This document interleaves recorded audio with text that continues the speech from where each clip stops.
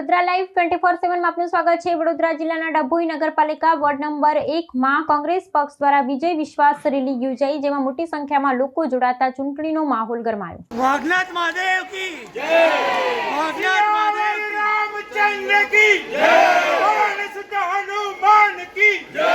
વડોદરા જિલ્લાના ડભોઈ શહેરના ward number 1 વિસ્તારમાં કોંગ્રેસ દ્વારા વિજય વિશ્વાસ રેલી યોજાઈ હતી। રેલીની શરૂઆત જય જય શ્રી રામના નારાઓ સાથે વાઘનાથ મંદિરથી કરવામાં આવી હતી। ત્યારબાદ રેલી પંચવટી, કોમુદી, નડા, વસાહત, પ્રભુદાસ વિસ્તાર તેમજ ઉમા સોસાયટી સહિતના વિસ્તારોમાં ફરી હતી।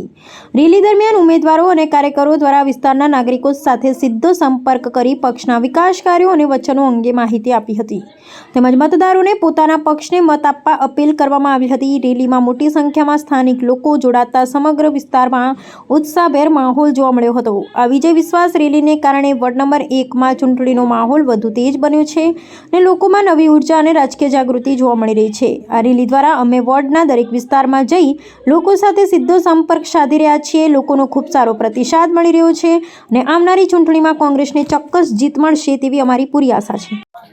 ડભોઈ શહેરના ઇતિહાસની અંદર નવો ઇતિહાસ રચાવા જઈ રહ્યો છે। આજ સુધીને ડભોઈ નગરપાલિકાના વોર્ડ નંબર 1 અંદર જે સોસાયટીઓ આવેલી છે એ સોસાયટીઓ તન મન ધનથી ભાજપ સાથે સંકળાયેલી હતી, પરંતુ ભાજપના હોદ્દેદારોએ, ભાજપના કોર્પોરેટરે આ સોસાયટીઓમાં કોઈ જાતના કામો કર્યા નથી।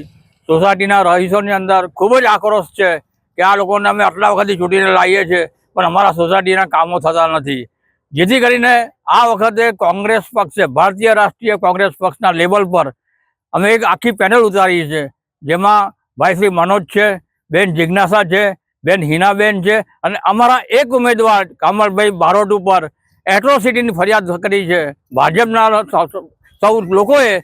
એને બદલે અમે એમના વાઇફને અમારી જોડે પ્રચારમાં લઈએ છીએ અને એમનો વાઇફ અમારી જોડે હાજર છે।